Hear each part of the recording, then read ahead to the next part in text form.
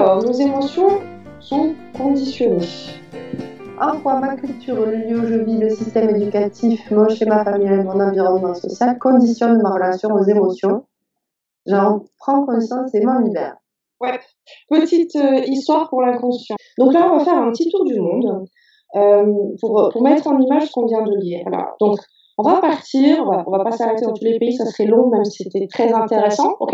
Mais on va partir, par exemple, aux États-Unis. Alors, on part aux States, et là-bas, tout est en XXL, ok? On a les routes qui sont en XXL, on a les McDo qui sont en XXL, on a les émotions qui sont en XXL, ok? All is amazing, d'accord? Donc, dans cette culture, le rapport avec les émotions est beaucoup plus débridé. Je me permets dans ce cours de faire des grosses généralisations. C'est simplement pour vous en choper les petites subtilités. D'accord? Donc, je vais faire exprès de bien grossir les traits. Ceux qui bossent avec moi connaissent un peu mes techniques de mettre en caractère gras et des coups de fluo en très gros. Comme ça, je suis sûre que vous en reteniez un petit bout derrière. OK? Donc, là, on est aux États-Unis. All is amazing. Ça veut dire que si je sais pas, si je me suis fait licencier, je vais être au bout de ma vie, vraiment, d'accord? Ça peut être quelque chose de très, les émotions vont sortir, j'extériorise beaucoup. Mais si j'apprends, je sais pas moi, que je vais faire Thanksgiving avec toute ma famille réunie, ça va être pareil. Ok? C'est-à-dire que sur ce rapport avec les émotions, dans cette culture-là, il n'y a pas tant la notion de réprimer, de garder, d'accord? Je peux tout exposer à l'extérieur. D'ailleurs, on ne peut pas compter le nombre d'émissions sur les plateaux télé qui sont basées aux États-Unis uniquement justement sur la mixture émotionnelle, que ce soit du public ou que ce soit des personnes qui sont invitées. C'est-à-dire qu'on est vraiment branché là-dessus, d'accord? Sur le fait de sortir nos émotions, de les exprimer beaucoup. On ne garde pas pour soi. Alors, on n'est pas là pour juger, on est là vraiment simplement pour observer sur ces différentes cultures et prendre conscience justement que nos émotions sont conditionnées déjà par ces différents points qu'on a à l'écran. On avance encore un petit peu, et là, c'est juste un petit kiff pour mon ego, on va s'arrêter en Angleterre. Petit kiff pour mon ego, parce que j'ai des origines anglaises. Donc voilà, ça fait plaisir à mon ego de vous le placer, tout simplement. Alors, à aujourd'hui, ça a quand même pas mal changé parce que la surface de la planète change de partout. Mais on avait une culture, moi j'ai été élevée un petit peu comme ça, dans cette culture où l'émotion est contagieuse, on va le voir un petit peu plus loin dans le cours. Cette espèce de retenue à l'anglaise, d'accord, qui fait qu'une émotion positive, je vais la partager, alors sans aucun problème. Vous allez en afterwork, vous allez dans les pubs en Angleterre, c'est jovial. Il y a des fléchettes, il y a des jeux de partout, les gens rient, partagent la joie, beaucoup. Bon, on partage les émotions avec de la bière, mais on partage quand même. C'est vrai. C'est dire qui est, ok? En revanche... C'est autre chose que le tea time. Hein? C'est autre chose que le tea time, oui. Ça dépend des heures. En revanche, nos émotions négatives, c'est là où on va plus avoir cette retenue de ne pas éclabousser, de ne pas les envoyer à tout le monde. On va partager ce type d'émotions. Donc, ça ne veut pas dire qu'on est dans je réprime, quoique, un petit peu borderline quand même.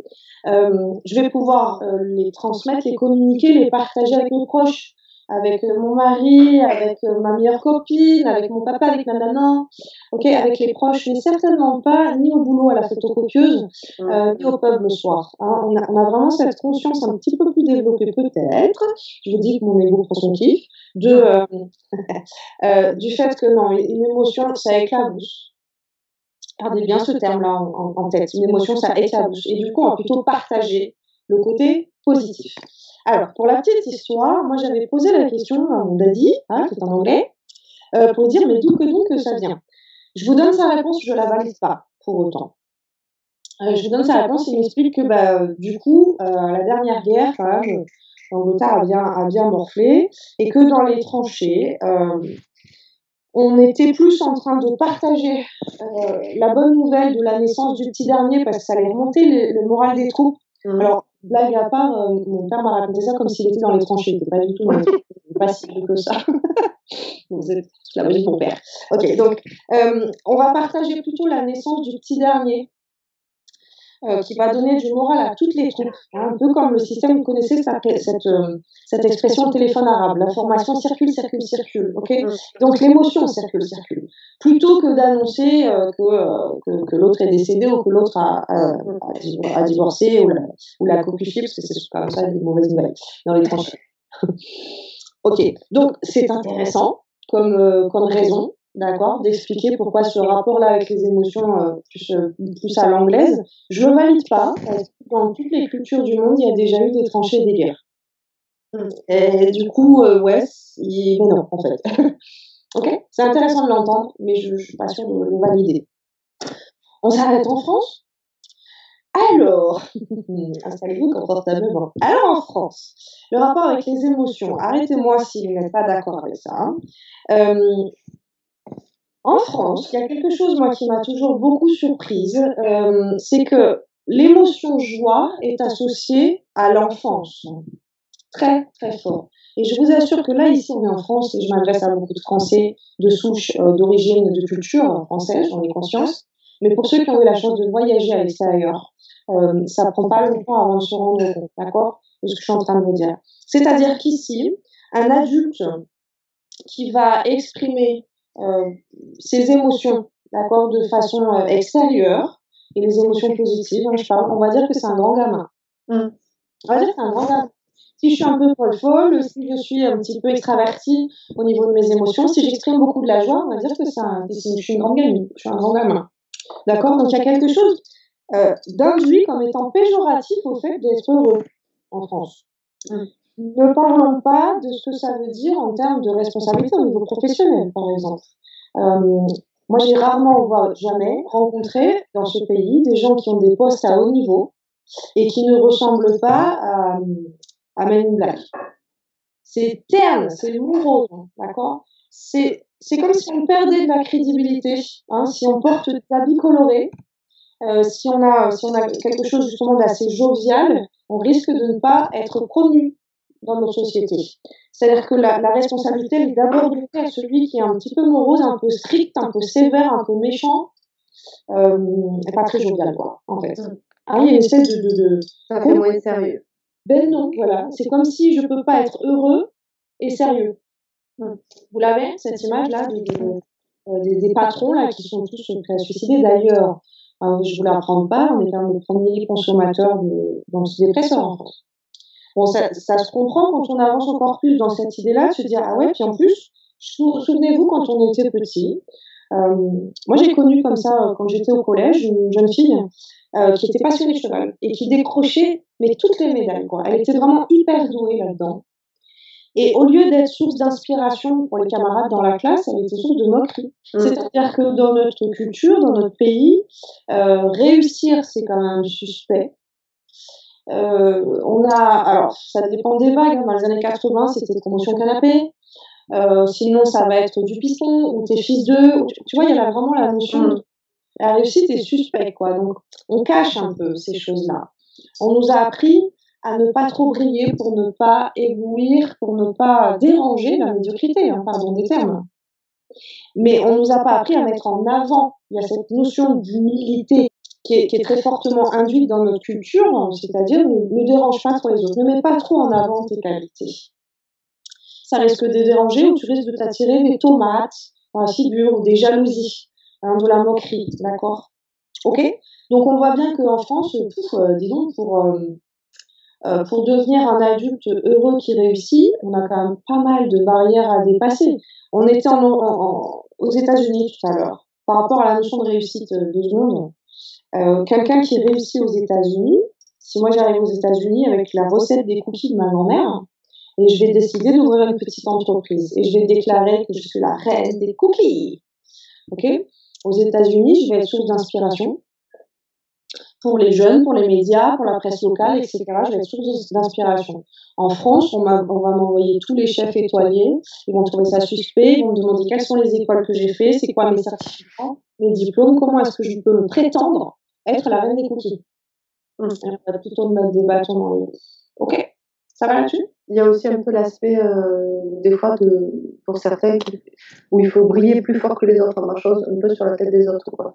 C'est soit il faut rien dire et pas trop, justement, déranger, soit il faut aussi en mettre plein la vue. Et dans l'esprit compétitif. Voilà, oui, c'est ça. Ouais, mais alors l'esprit compétitif, si tu le regardes un petit peu plus à la loupe, plus tu montes en grade, plus tu risques de te faire toi-même couper la tête. C'est vraiment ça, réussir, c'est pas normal. C'est pas, c'est pas inspirant. Ouais.